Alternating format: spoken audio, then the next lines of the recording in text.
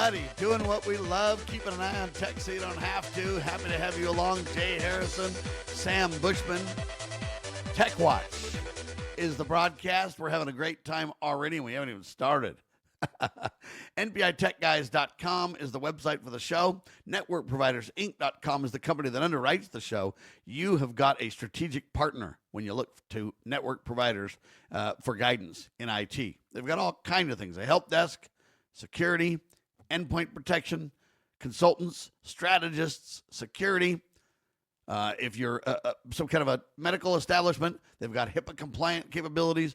They've got insurance. They've got pen testing. I mean, it just goes on and on of the incredible capabilities NetworkProvidersInc.com has for you. Get your 15-minute free consulting to see if you're a fit for NetworkProvidersInc.com. Jay Harrison with me. Welcome, sir. Hey, Sam. How's it going? So last episode, I was able to talk about this little new device. They've got a new... it's a solar panel capability that you can just flat out plug in. And I guess it follows the 137 something, whatever spec that's international. And it's supposed to be okay. The problem in America is even though they're ready to release this thing, there's all kinds of laws against doing it, Jay. So there's kind of some concerns, stumbling blocks. But it's the first solar power, just plug it in devices they're coming up with. You don't have to have just a little one like a radio or a calculator or something big that's on your roof. You can just plug it in. It's pretty cool. I love this idea personally. I think that this is supposed to be able to comply with the UL 3700 code. Yeah, that's Underwriters Laboratory. And the idea is you can just plug it right into your wall. And as I understand it, the idea is that this will supplement your electricity, like it syncs up with the power inverter, the sine wave that's already there from your shore power. Yes. Then it will just supplement your system so with whatever. The point is it doesn't backfeed. It doesn't do all, you don't have all those complications, right? Right. And in fact, usually on systems like this, it will sense that power's there and it won't even feed if it isn't. So let's say your power goes out. It's not going to backfeed your whole grid and try to, uplink because if there's no power there at all, it will just, because it's trying to stay in synchronous with that, What it will do is just, it'll either shut down or it'll just replace the power and run, right? Well, it can't if it's plugged into your system. Now, maybe you plug your line power, your utility power into this and then plug your appliances into it, and it supplements with the line power so your item can run whatever. And then if you lose power, then your system will solar continue to run system, from if the it had solar. enough, would take over, and then eventually you'd put some downstream serialized or parallel batteries to them and everything else. Exactly. And then pretty soon, and that's eventually the goal. I think eventually that's what they're going for, is to where it's like, hey, I can have a big bank of batteries somewhere, Jay. I can plug this thing in. If I've got enough of them, I can take power from the power company. And eventually there'll be timers related to this too, to where during the day I don't take power from the power company. At night I seamlessly switch to it. Right. Right now people have to have kind of a transfer switch plugged into their power panel or whatever, and they have to, et cetera. Or it has to have an auto switch because it backfeeds and because it conflicts with. This thing is supposed to be smart enough on the fly to adjust and do these details. And so eventually the goal would be, I don't know if I'm on batteries or if I'm on the power from the power company or I'm on some of both. I don't know, don't care. It just works, right? I mean, that's eventually where they're going to try to get to. That's exactly right. And that's what you want. You want to be able, as people that want to hobby into some solar, want to be able to have their short system. Right now, you have to keep the systems completely separate. You can't have a solar system that's tied into the grid without a whole bunch of code, inspections, licensing, which, some people argue has been made purposely difficult to kind of keep people out from toying with solar. So these ideas of these microinverters or these ones that sync up and have the protections in mind. Now, mind you, there are some laws in states that may even prevent this. So they're still working it out legally to see, but at least they're working on something that could be compliant, and you would be able to plug in to your regular grid stuff and not have any problems there where you're going to backfeed if the system's down, or it's going to get out of sync or tear up other equipment or other people's stuff.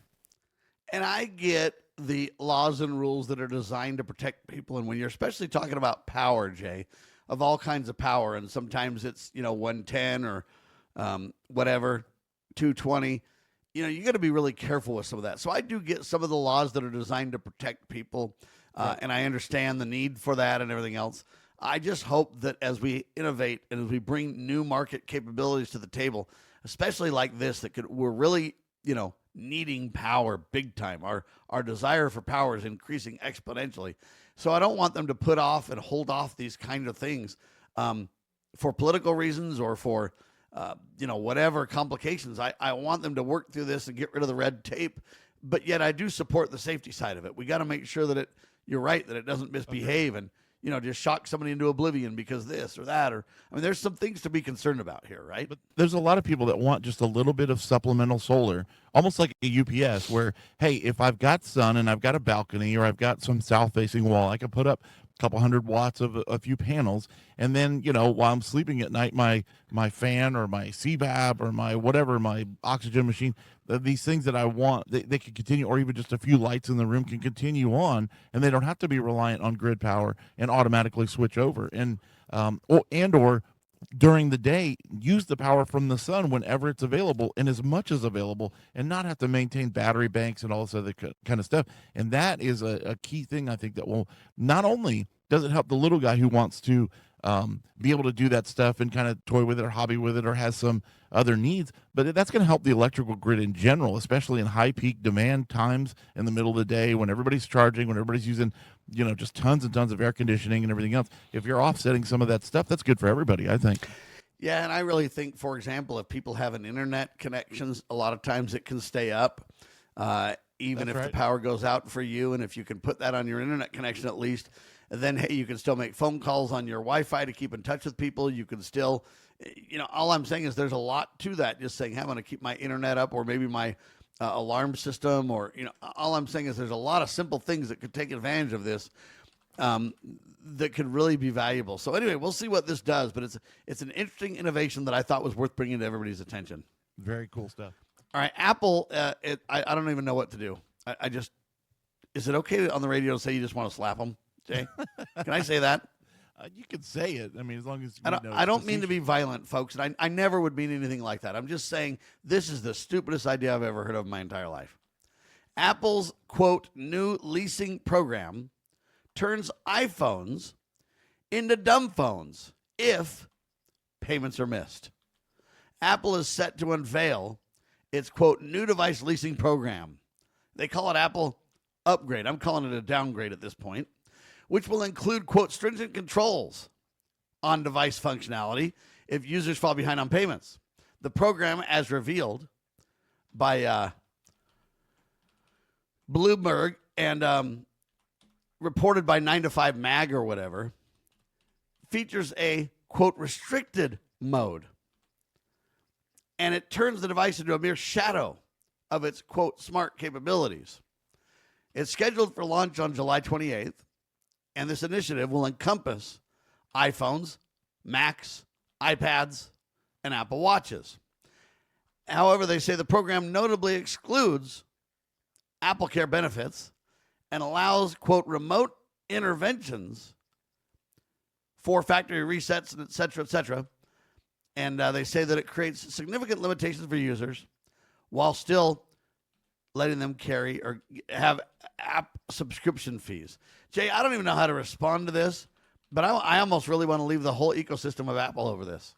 I don't. I actually applaud Apple. I don't think it's great, but I think I take the other side on this issue a little bit. This will allow people to buy phones without having to come up with $1,200, $1,500, $2,000 and pay them on a plan. It's no different, I think, really than you buy a car from a car company. You can't pay for it all at once. As long as you're making your payments, you get the car. If you don't, it gets repoed. At least in this case, your phone gets kind of nerfed, but you can still make phone calls. You can still use some emergency kind of things to it. But when then you catch up on payments and you're back up, it doesn't. The phone doesn't belong to you right now. If you're buying it, you can't just buy something, agree to a plan. Yeah, but and remember, then it says it's a lease, on though. It's a lease, so you're not ever buying it. Well, again, but same thing as renting. That's just whether you own it. I would at the never end lease or a not. car. I would never lease a car either, by the way. Well, and that's a good point. I'm not saying that leasing is a great option or a great deal, but it is good to have options. And as long as you know it going into it that, hey, this is This is what you're getting. You're renting a phone, basically. So look at it that way. If you rent a phone problem and I you see, stop though, paying is the bill, people who are poor and would have to do this in the first place are the people that are going to struggle to make the payments. And so I can just see people basically, getting this device and having it locked down most of the time. And there's got to be a better way. Find a less expensive phone that you can own. That yeah, an Android whatever, phone. You can buy it for $50. That's my point. Is I might have to leave Apple over this. I don't an think Android phone for $50 or whatever I'm going to do. And all I'm saying is that because they keep ratcheting up the price of phones now too. I mean, think how much the average That's Apple true. iPhone costs. If you want a good one and you want the latest cameras and the latest stuff, it's like $1,400. yeah. Yeah, no doubt. And I understand that. Now, I'm not one that I So would for use a this husband plan. and a wife, $3,000. Yeah. Yeah, man. I'm just saying it's crazy town. Or you can do the rent plan and hope you don't. You can get do the thing rent turned off. But, look at the benefit of that. I don't know what the rent prices will be, but let's say, by the time you're done, you've paid 60% of the phone over that rent term. You're coming up with very little money, probably as much or less than you're paying for the actual service per month. And then when you're done with the phone. You don't own it. You don't have to worry about selling it. You don't have to, give it to your niece or something. You could just change it in for the next best phone a couple years later. We'll see how well it turns out. I have my concerns, though. I don't know. Right. I'm just saying, I guess I'd rather rent music than rent a phone. Just because if I don't have my music, it's not life crippling. If I don't have my phone, hey man, I might not even get that job I was trying to apply for because nobody can get a hold of me or whatever. Well, they could still call you even in that nerf mode. They can't text you though. That's an interesting thing though. They block the texting, yeah. So your two factors aren't going to work maybe. But and a lot of times people don't call. These days people just don't call anyway. So yeah, that's true. All right, there's a 4-minute charging sodium battery, Jay. They say that it could challenge lithium, but it's not road ready yet. But it's an interesting kind of a new concept or whatever. Chinese researchers have developed an experimental sodium metal battery that have achieved a 4-minute laboratory charge and a capacity of 80.1 million, what do they call it, hours per amp or whatever? Yeah, milliamp hours. Milliamp hours, okay. And it's especially designed to suppress the dangerous needle-like deposits. And so, anyway, they say it's going to be really cool. They can do it without short-circuiting, and it's awesome. Under a slower 20-minute charge, it retained about 90% of its capacity after 2,000 cycles. It could be really, really, really cool, Jay. It's not ready for prime time. No. But, man, if that comes out, that would be incredible. The two big takeaways from this are that, A, it's using sodium instead of lithium, which is cheaper to get. And then, B, that they'll be able to rapid charge this thing, like maybe up to in 4 minutes, get to like an 80% charge and not have as much damage. Those little crystals that grow, that short out the cells on the bottom when you're charging too fast. And so, I think it's good all around. They've been working on sodium batteries for a long time. I hope that it gets out there into the market because it would be good to have another option like that. And I think it's supposed to be safer, right? Yeah, I think it's supposed to be safer, again, charge faster, and be less expensive for the minerals. I can say, get me one of those, Jay. Can you do that? I'll work on it and see. All right, ladies and gentlemen, quick pause, more in seconds. This is Tech Watch. I'm Sam, he's Jay. We're talking tech. We keep an eye on tech so you don't have to. Brought to you by NetworkProvidersInc.com.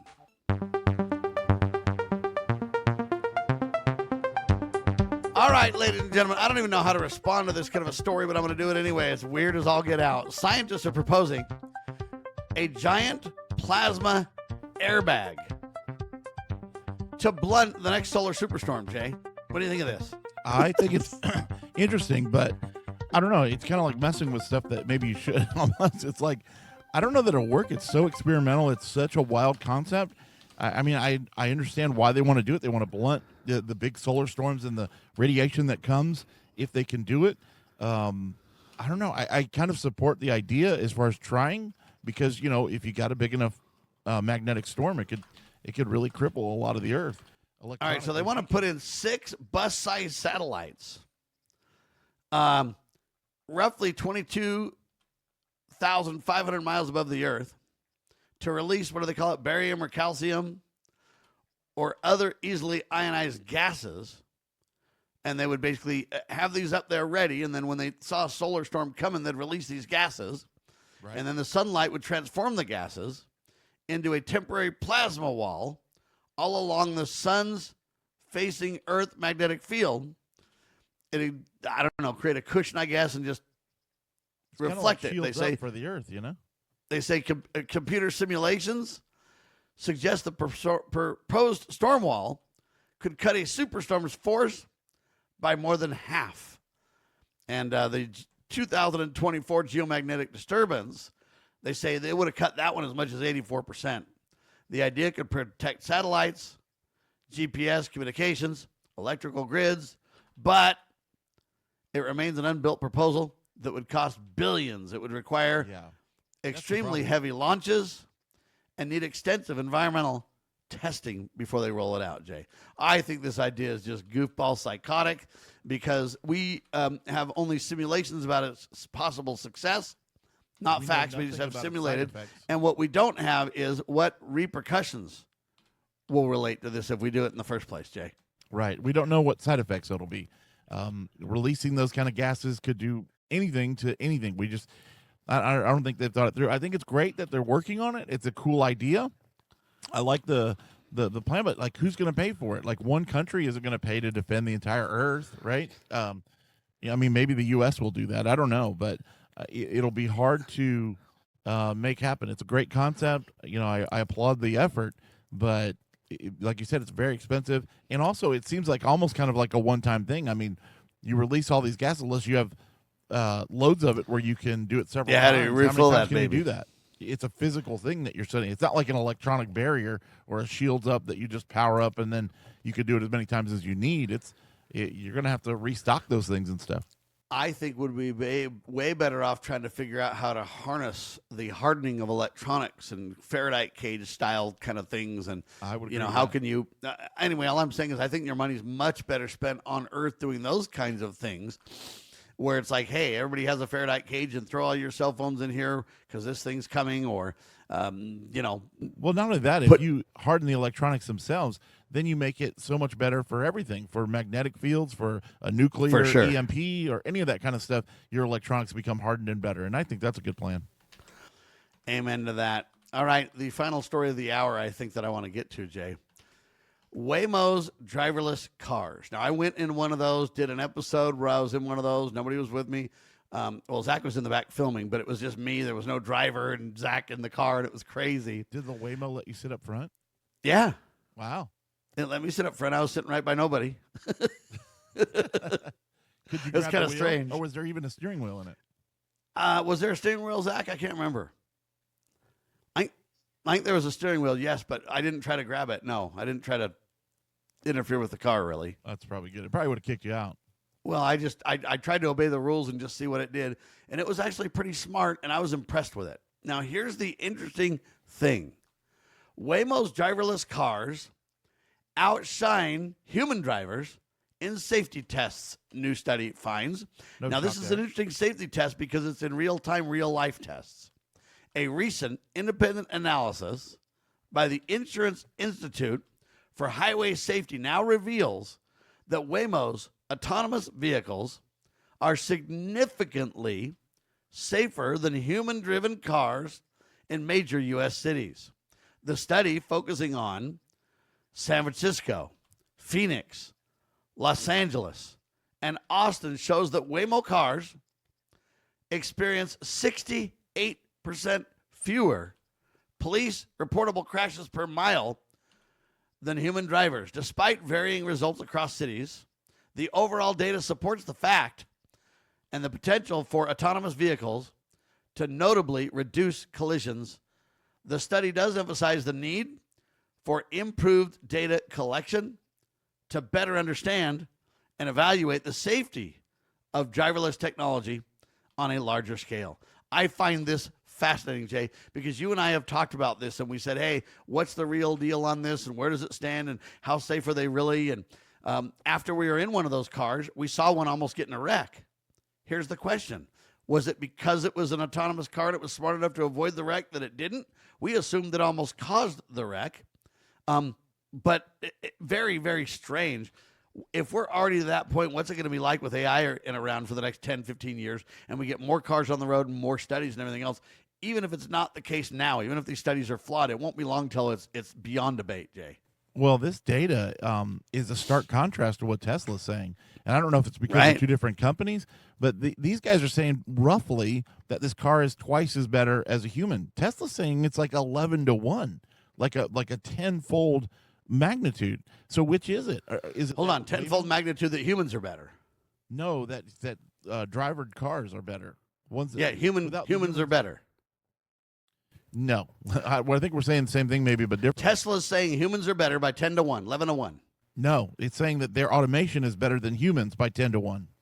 Okay, and this company is saying 68% less, right?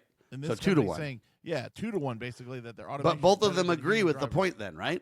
They both agree that that automation is better than human drivers. Yes, but that's a big difference. 11 to 1 versus 2 to 1. It's actually a little more than 2 to 1, but whatever. Just Well, say maybe 2.5 to Tesla's 1 just or that much more awesome. Maybe, but we also know that the Waymo cars have a lot of user or human intervention. I mean, you saw the story recently about the Waymo car. There were some kids, juveniles, whatever. They were shooting water guns out of the car that looked like real guns, and so the automation didn't do this, but somebody there at Waymo intervened, locked the car, called the police, and delivered him to the police station, and didn't let him out until the police got there. So it's not as automation as we think. Sometimes I think with the Waymo. Well, and that's the same with Tesla, with humans sitting there, and they always tell you don't let the car just take over. Make sure that you're at the helm. And so how often at the helm does a human do something? So we've got a lot of the jury's out on this stuff so far. But I'm just telling you that if they're making those claims already, true or not, it won't be long till it is true.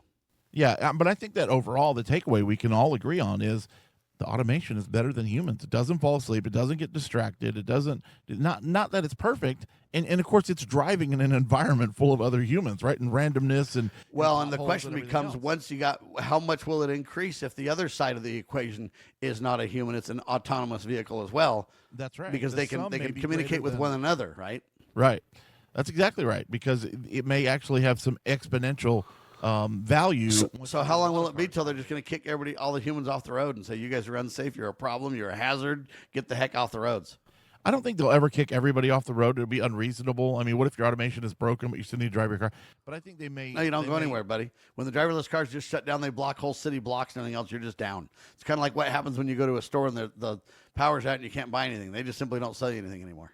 They may make licensing, though, a little more stringent, almost like a pilot's license where you've got to, qualify a little more. Right now, it's pretty lax. I mean, a 15-year-old, 16-year-old can get a license. It's like, All right, there you have it, ladies and gentlemen. Another Tech Watch Radio, Tech Watch TV in the can. Thanks for being alongside with the ride. Hopefully it was educational and entertaining. You want to partner in tech? Think Network Providers Inc.com, the website for the show, NPITechGuys.com. I'm Sam, he's Jay, and we keep an eye on tech so you don't have to.